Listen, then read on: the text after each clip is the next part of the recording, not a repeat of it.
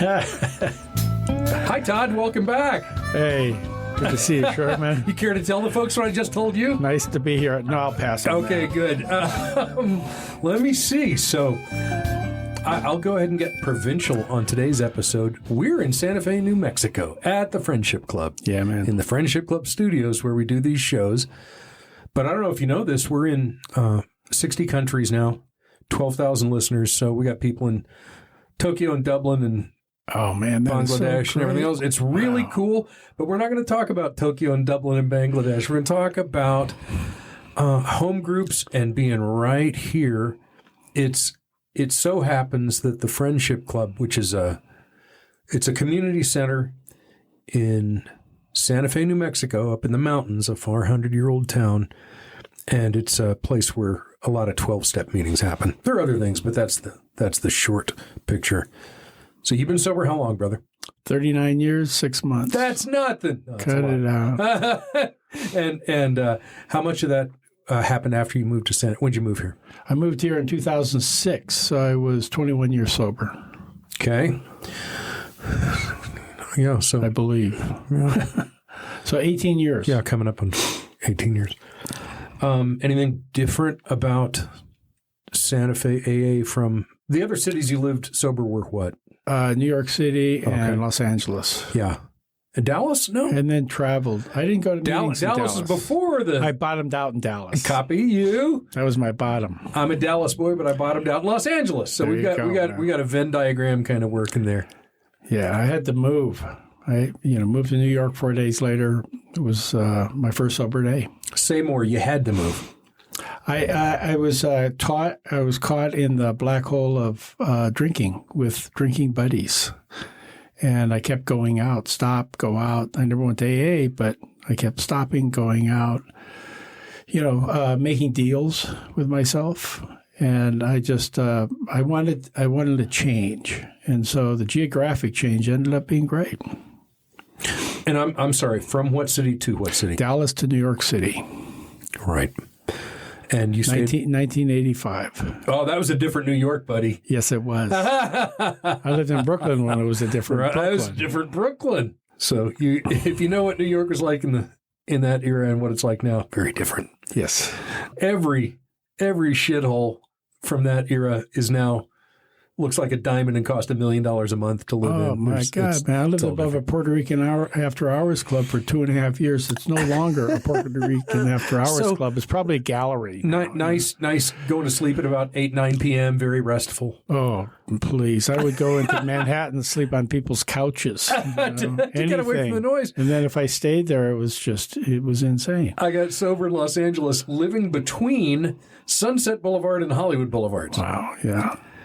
I know it. Yeah, I know you do. And so around 4 p.m. on Friday, you had to make your decision like a cat at the door, in or out. Yeah. So I either need to split and go hang out at Todd's house until 2 a.m, or my ass is in and I'm walking for Arby's.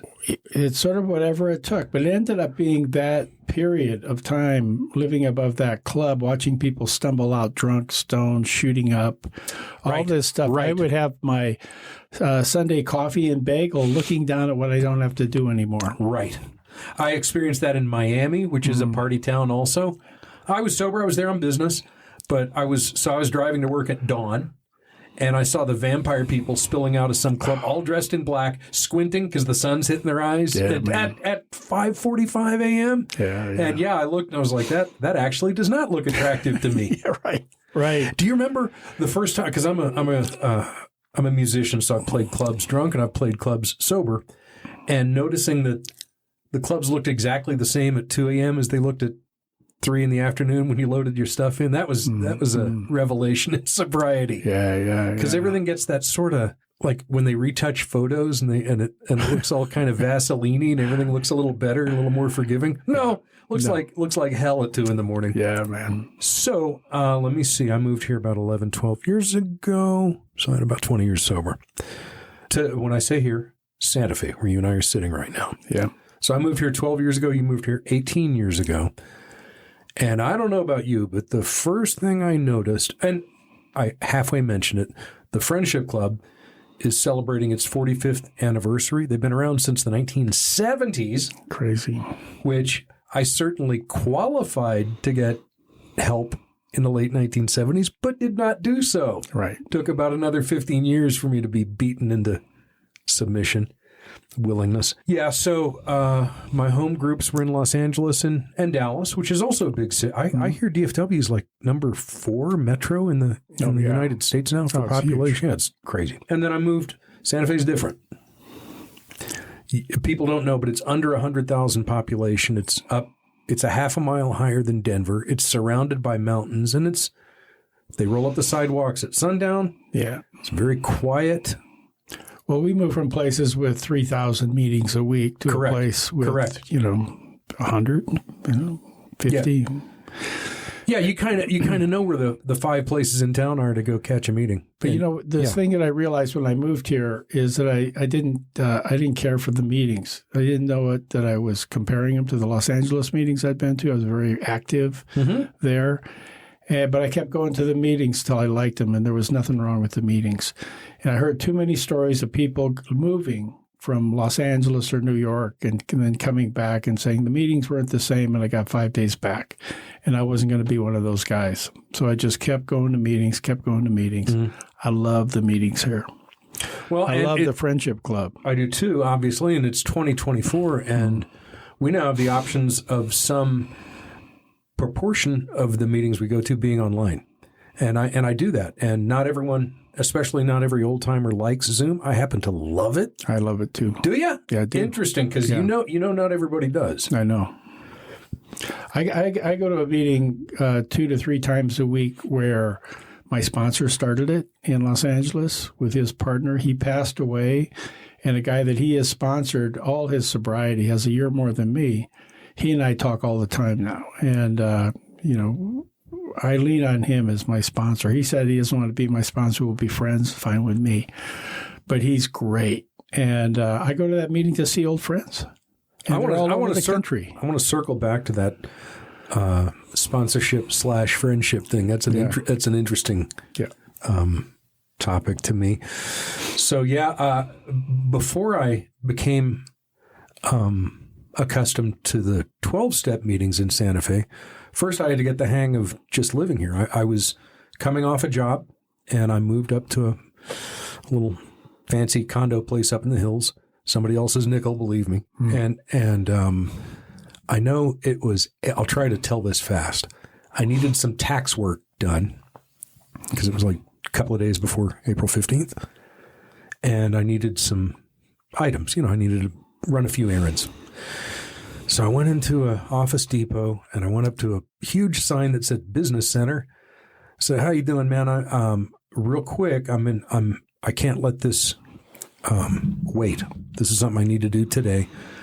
I need to print out an email, sign it, and fax." This is long enough ago to where faxing was still a thing, to my my money people in Los Angeles. My huge, vast team of money specialists, some guy at a desk at home, and get it signed and get it in today. And the guy looked at me like I was nuts. And I'll spare you the details, but it took, I don't know, an hour and a half to do what would have taken me seconds in LA where I lived. And then I went to the store, and I'm not I grew up Southern, so I chat. I say no, sir, and yes, ma'am. I'm not a ball buster. But I was in line to get, some cheese for tacos, and it took an hour to get the 2 people ahead of me to finish talking about fishing and their dogs and whether they got that car fixed or not. And again, I'm not a New York hothead. I'm not. But after a half an hour, it's like, it's a piece of cheese. Can I just ring up my piece of cheese and go home? So I got what I'm getting at is I returned to my residence in Santa Fe, and my to-do list had about 2 items taken off of it out of 20 that I could have done in a fraction of the time. And I was aware enough to go, I think I better change my expectations of efficiency. Now, what I've come to call it Santa Fe customer service. Very kind and friendly. This is a very soft town. It is. People are nice and caring. and you can't get shit done in a hurry. If it weren't for Amazon, God bless them, I would starve to death. They're not a bunch of angels, but they sure get stuff here in a hurry for free that you can't get. Yeah, when you're in a hurry doing stuff, this isn't necessarily the place where that works. But sometimes it does. An old Hopi gal said, "You moved here from L.A.?" And I said, "Yeah." And she goes, "It takes about 4 years to decompress." And in year 1 and year 2 and year 3, I kept remembering that. Like, that's cool. We're getting there. It's not bad, right? I didn't hear that, but I agree with it. Not bad, right? That's pretty. Yeah. That's kind of some wisdom in that. So, any other mental adjustments for you moving from the big city to the little city? Well, I knew New Mexico. I had lived in Taos in the 70s. And like so I went to Dennis Hopper Taos. Oh yeah, okay. I went to UNM in 1967 in Albuquerque, or in Albuquerque, University of New Mexico. Moved up to Taos in 71 with a couple of my college buddies, and stayed in this place. We had 3 to 4 meals a week at the Mabel Dodge House, which Dennis owned at that time. So it was a druggy drinking time, man, and it was wild and incredible, demoralizing, and difficult. Well, there's one little smudge on the picture here, and that's you're an addict. Yeah. So that informs everything. We don't go through life like the other little boys and girls. No, I'm an addict who finds addicts to hang out with. Duh. We're going to do that whether we stay sober or not. We're consigned to a life to be surrounded by addicts and alcoholics. That's it. We're zebras. Yeah. We look like horses. We can hang out with horses for a minute. Yeah. We ain't horses. Yeah, man. We're not normal. There's a difference. Yeah. And there's something about, it takes more than this. It takes work, but there is a big part of it just being surrounded by other zebras that helps us. Yeah, I agree. The whole trajectory, I've been thinking about that lately of my sobriety, was in New York when I finally started going to a lot of meetings. There weren't a lot of old-timers. The old-timers yes, I noticed that. Yeah. Had like 12 years, 15 years. If you ran across somebody with 20 years. Is that because New York beats incredible. You up and you move when you turn 50? I think there's a lot of people that decide not going to meetings anymore, getting sober on their own, I believe. And so that was interesting. Then I go to Los Angeles where the old-timers are at the meeting, but they're not talking.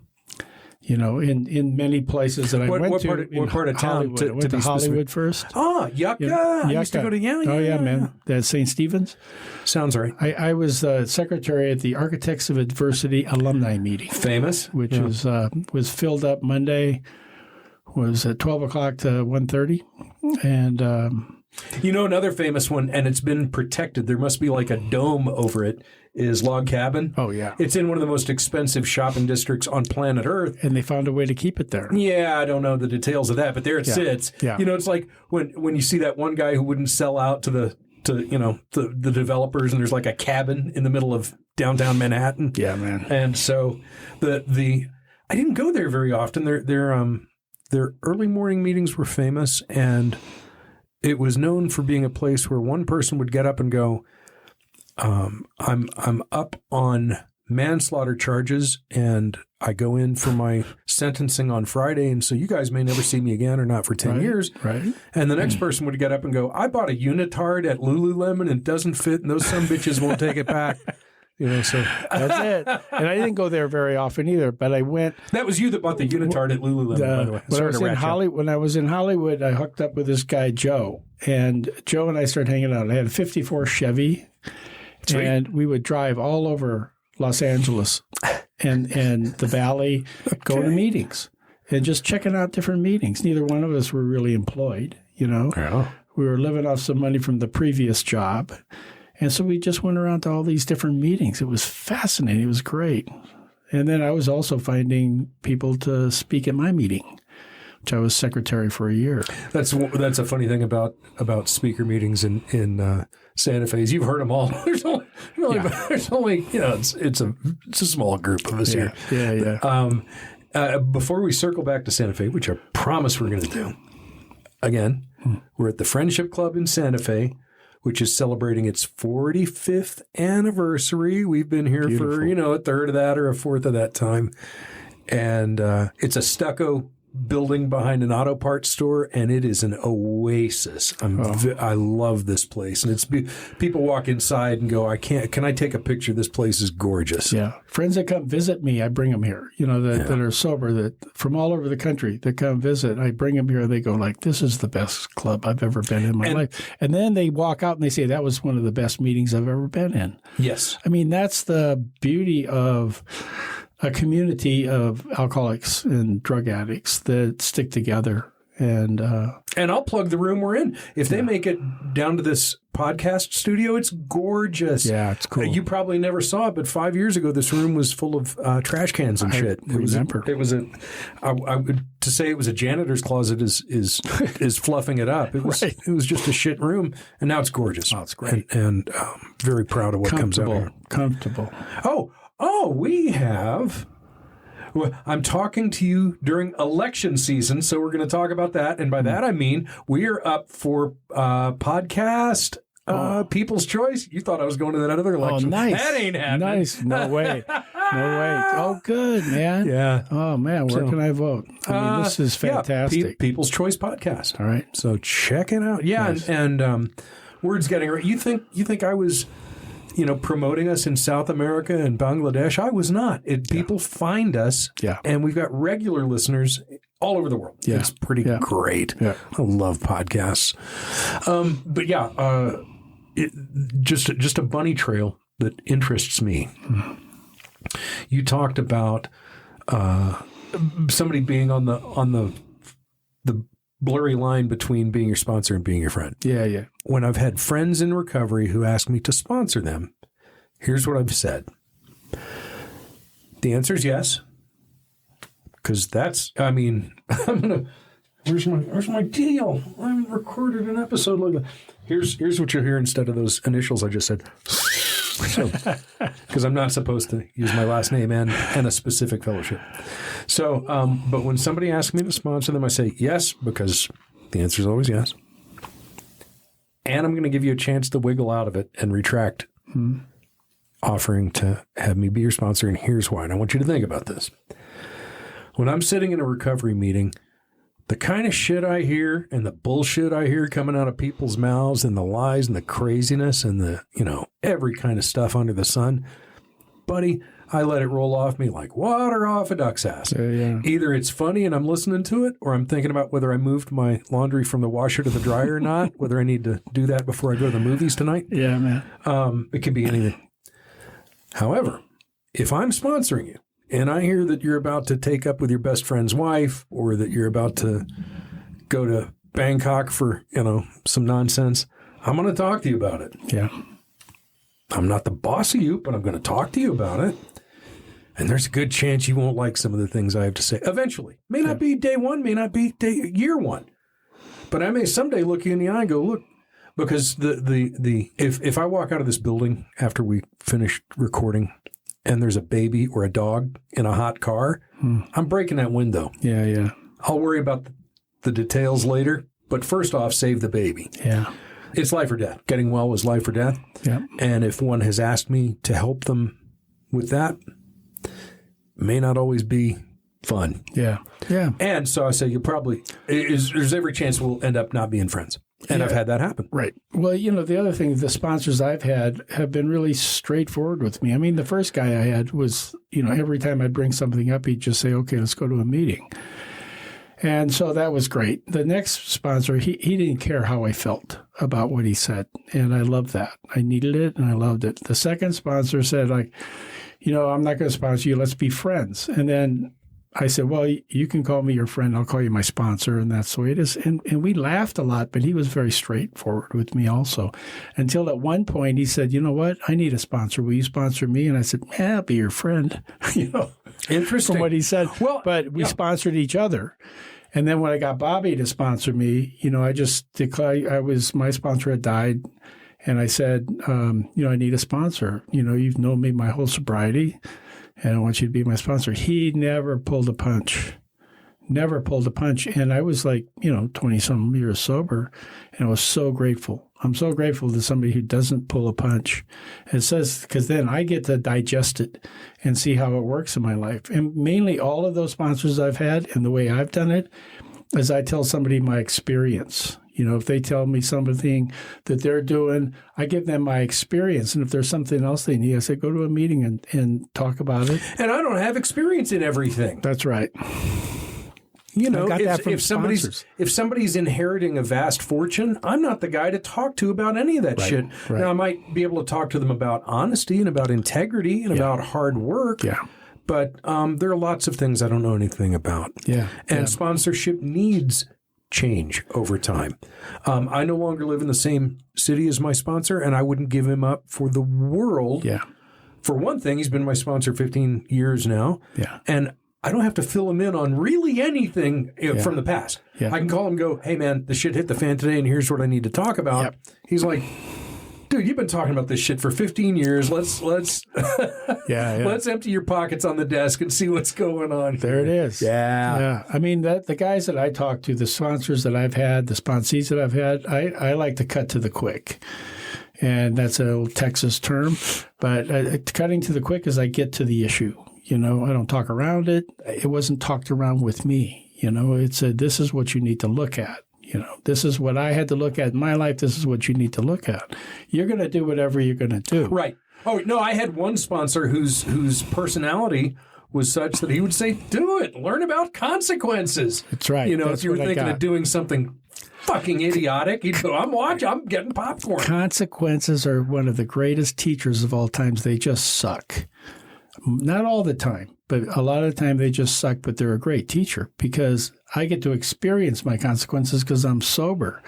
I don't drink it away like the old days, I experience it. So by experiencing it, I get to come to a decision or come to another question that I can ask somebody else or bring it up in a meeting. I heard something from somebody who does not share our disease that landed so hard with me. He said, I remember in detail every skeevy, dishonest, shameful thing I've ever done. I was like, God damn, that is so true. I have probably done a lot of nice things in my life. Yeah. From a scale of 1 to 10, I've probably done some nice ones in every category. I don't really remember them, but man, oh man, oh man. The list of 20 rottenest things I've ever done. This is what's been happening to me. A lot of those things, good and difficult, have been, because I'm 75. So these things have just shown up in my memory. And they show up, and I look at them, and I go like, oh, man, that's who you used to be, And I look at them, and I go, oh, that's how you changed. That's what you did. Well, have you heard the one, I'll do the short version, where a farmer... His whole livelihood depends on this horse, and the horse runs off. And all the villagers are going, well, that sucks. And he goes, oh, maybe. And the next day, the horse comes back with like 4 Mustangs that have followed it home. They go, you got 5 horses now. That's great for you. And he goes, oh, maybe. And his son gets on one of the horses to break him and gets thrown and breaks his leg. And they go, oh, goddamn, that's terrible. And he's like, oh, maybe. Next day, the draft board comes around and says, well, we're taking all the able-bodied young men, but the guy with the broken leg's off the hook. Yeah. And the neighbors are going, well, that's pretty cool. He's off the hook. And he says, maybe. Yeah. I'm better at that now of not being so fast to jump on. Well, now I've got all the facts. I've got the picture, and I'll issue my ruling. Why don't you sit back for a day, see where we're at on this? What I found out is that I'm not such a good judge. I have judged things as bad, and they ended up being necessary. And of course, took me to another place. Of course. So I've been trying to not call experiences good or bad, just experiences that I get to do something. I definitely would not have my son if I hadn't been run over by a car. I'll save you the details, but that's a flat-ass fact. Yeah. But I'll tell you, if it makes your day any more pleasant, you're on my list of, I could count them on one hand of people I call when I go, I got to talk to somebody, and I need a ruling. Yeah, man. I'm thinking about doing this, or this happened to me, Todd. What do you got for me? And your judgment is excellent. And I know us from some work in the film business where you kept your calm with live ammo whizzing past your ears on the daily, and I got to watch that in action. Yeah, man. And so one thing I feel like most addicts and alcoholics, if they lived kind of a dirty life, which I definitely did, when we come in here, at least we're good at spotting a con. Yeah. And we're good at spotting a straight shooter who has no bad intentions. I really believe that. Yeah. At least I have that ability. I'm not bragging about any great brain power. I'm just saying I can spot a bullshitter and I can spot a straight shooter. Always have been able to, still can. Yeah. And I think more people in recovery should use that and instead of going, well, I met them at a meeting. They must be okay. I must be able to loan them money. I'm like, no. I had a guy come ask me for money, and I said, what do you need it for? He said, food. I said, come on over to my place. I gave him half of what was in the refrigerator, filled up a bag, and he looked at me and said, that's not what I meant. Right. And I said, well, you want it or you don't want it? Right. I had a guy that I was sponsoring that came to me, and he wanted to borrow $13.25. And I looked at him, I said, how many people have you gone to for $13.25, and how much is a bag of heroin? And he looked at me like he'd been caught. And I said, listen, man, you're not going to a mental institution. You're already crazy. They probably won't take you. You're smart enough you're not going to get busted, or that you're not going to die. You're not going to die from what you're doing. But I said, you're going to end up in jail. And the next time I see you, I'll probably see you in jail. 2 weeks later, I went to visit him in jail. And he looked at me and he said, how did you know? Right. God damn it. We will work well. When the monster's awake and the physical addiction has happened, there's nothing for it. But yeah, you're talking about somebody who knows exactly how many Sudafeds they can buy for a stolen catalytic converter. It's like if you use that talent for good, we'd have tabletop fusion. Please. We do 30-minute episodes. Yes, sir. And we're heading around the last turn. So let's bring it back to Santa Fe. What's special about this place in or out of recovery? Well, what I have found out slowly, because I kept leaving on jobs, but slowly what I found out was this remarkable community of alcoholics that supported each other, young and old. There's a lot of old-timers, me included now, that they go to meetings and share in the meetings, that they participate. They're part of it. There's a lot of newcomers that come in. Yeah. You get to see people come and go, and you're always grateful to see them come back. Everybody is. It's really... We don't shoot our wounded. We don't shoot our wounded, but it's also like a community with great places to go to meetings. The Friendship Club is like the center. It is the center for just about everybody in Santa Fe, I believe, for one kind of meeting or another. There's meetings all week long, morning, afternoon, evenings. So it is a real center where everybody goes, but there's also these other places, and when we see each other, we're so glad to see each other.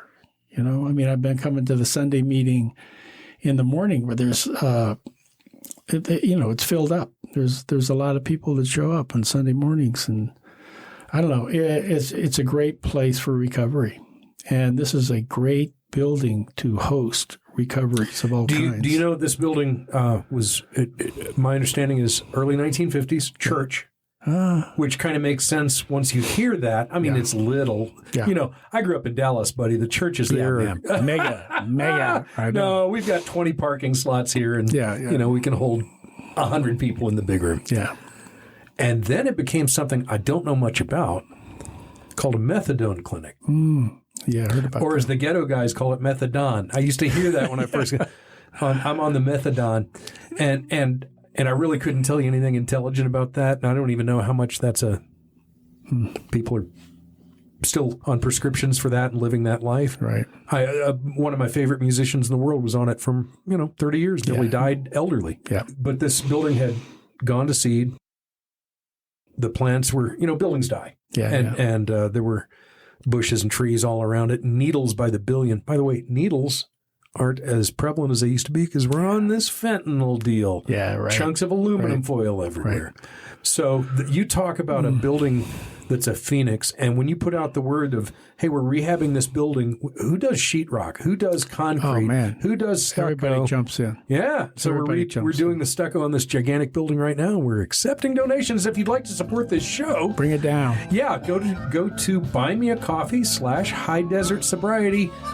Buddy, I love you like a cellmate. Thanks for coming back. I love you. Thanks a lot, Sherman. All right, and happy anniversary to the good old Friendship Club. Yeah, baby. 45.